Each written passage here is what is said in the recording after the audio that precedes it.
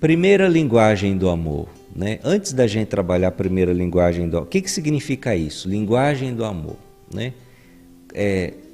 O amor é como se a gente fizesse a seguinte comparação: idiomas.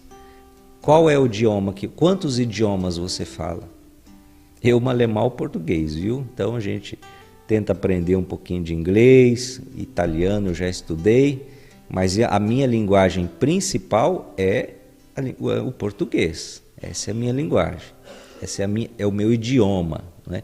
Pelo qual eu me comunico, me faço compreender e as pessoas me compreendem.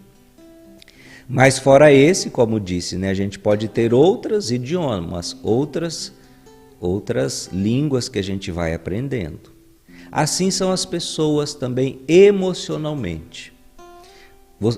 No amor, você tem, por exemplo, um idioma que é o seu idioma nativo, padrão. Geralmente são 5. Tem um que é o seu, é o principal. Claro que você vai ter um pouquinho de um, de outro, né? Isso aí varia de pessoa para pessoa, mas geralmente tem um que é o principal. Só que, muitas vezes, a linguagem do amor de uma pessoa é diferente da linguagem do amor de outra, né? Um está falando um idioma, o outro está falando o outro. E aí eles não se entendem, porque eles, né? Você está falando em português, ele está falando com você em chinês, em japonês, e vocês não se entendem. Justamente porque você não sabe fazer a leitura, interpretar, traduzir aquela linguagem. É isso que é as 5 linguagens do amor. Então aprender, né, quais são elas, e aí eu vou identificar. Eu acho que do meu filho é essa aqui, do meu marido é essa a linguagem do amor dele, a minha é essa. Porque aí a gente vai aprendendo a se comunicar, a se relacionar, não só querendo que o outro me ame com a minha linguagem. Ele vai muitas vezes me amar, mas na linguagem dele, na linguagem de amor dele. Deu mais ou menos para clarear? É mais ou menos disso que se trata então, essa reflexão. O Gary Chapman, ele é médico, trabalha com atendimento de pessoas, trabalhou muitos anos com casais e também ele é cristão americano, evangélico, e tem assim também um ministério, né, uma missão, dá palestras pelo mundo inteiro, tratando justamente isso que lidando com aconselhamento, com casais, com relacionamento por tantos anos. Então ele conseguiu absorver essa teoria dele, né, vamos dizer assim. Pois bem, vamos lá. Que rufem os tambores, maestro. Primeira linguagem do amor. Qual será? Será que vai ser a sua?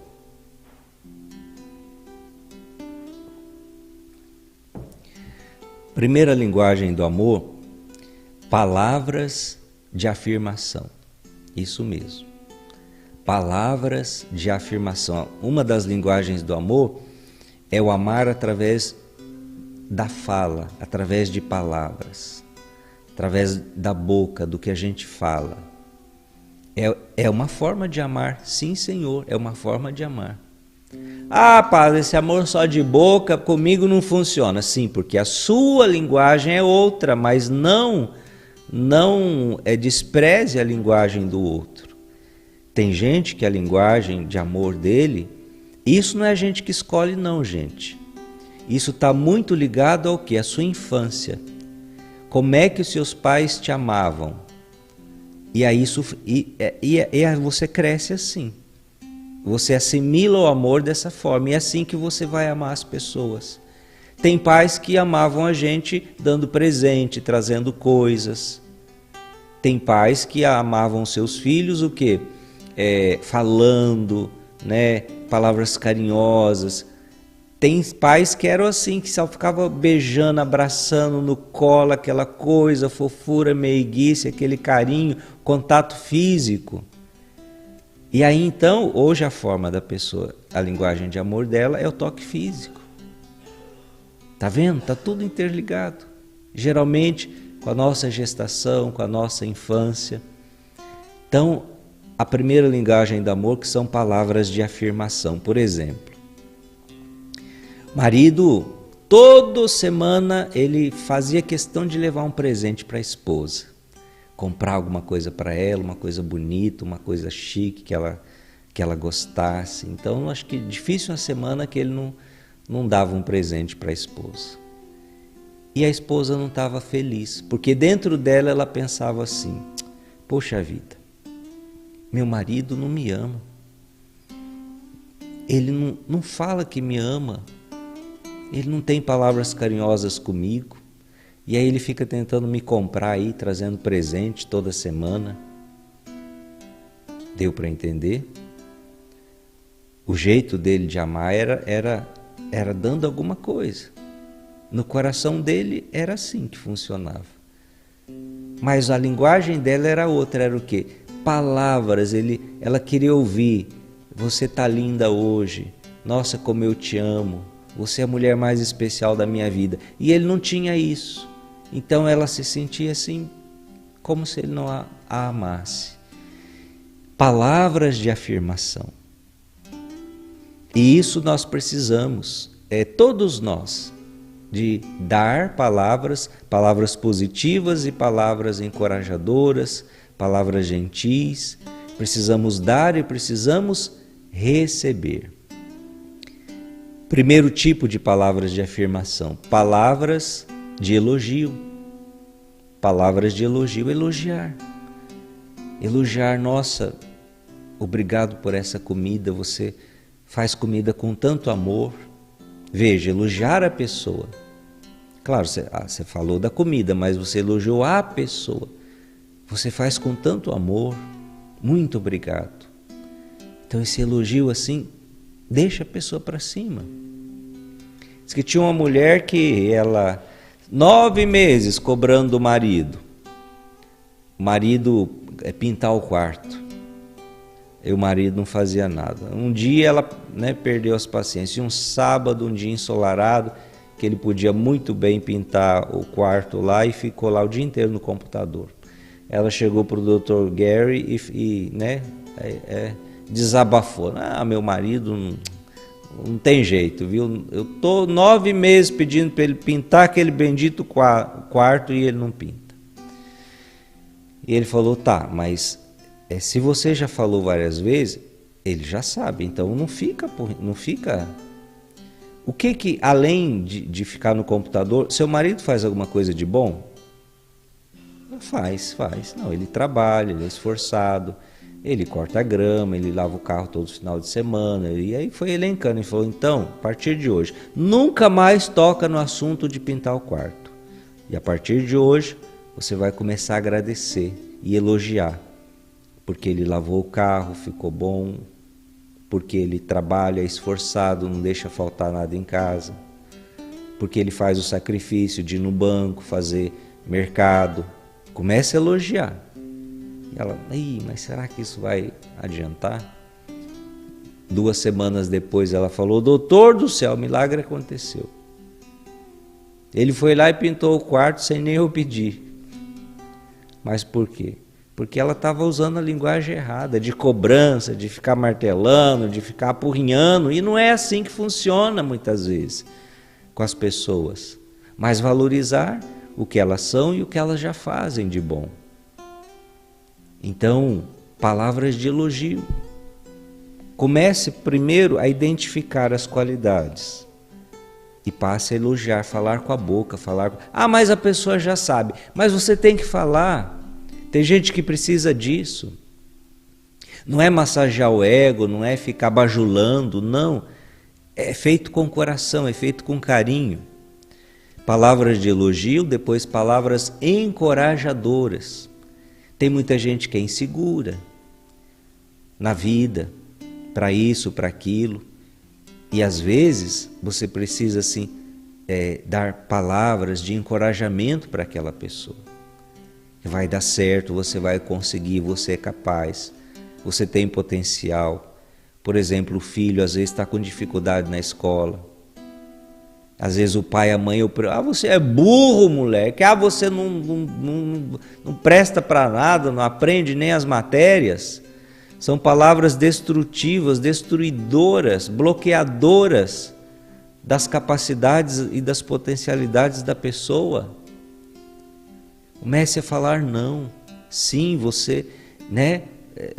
Você vai se esforçar mais e você vai conseguir. Eu acredito que você é capaz. Você vai vencer. Palavras de encorajamento. Palavras gentis. Palavras gentis. Dizer palavras gentis e dizer palavras gentis que não é a mesma e que não tem uma ambiguidade.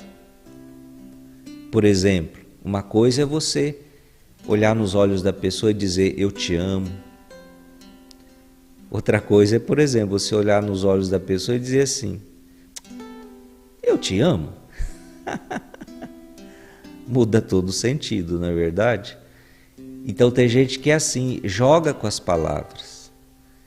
Às vezes faz até um elogio, mas assim, tipo, o outro percebe que você está, na verdade, sendo cínico, ridicularizando, né? Sendo, usando mesmo de cinismo com a pessoa. Não se trata disso.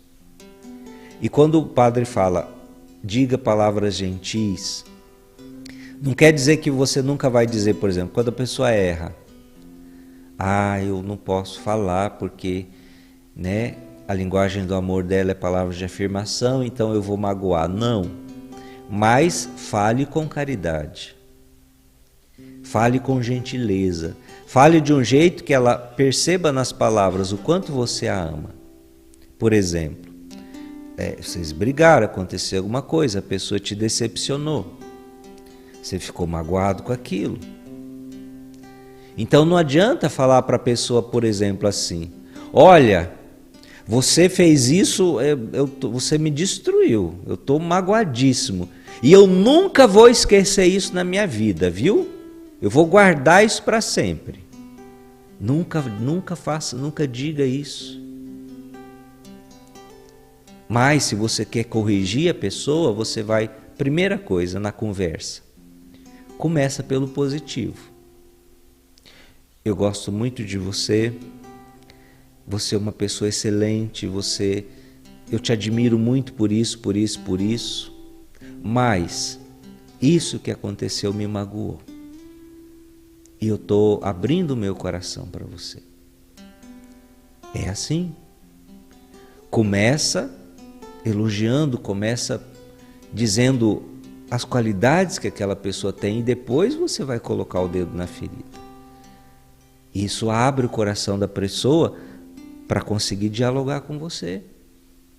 Se você chega, né, só com facas e porretes na mão, porque você fez isso, porque você não presta, porque você não sei o quê, não funciona.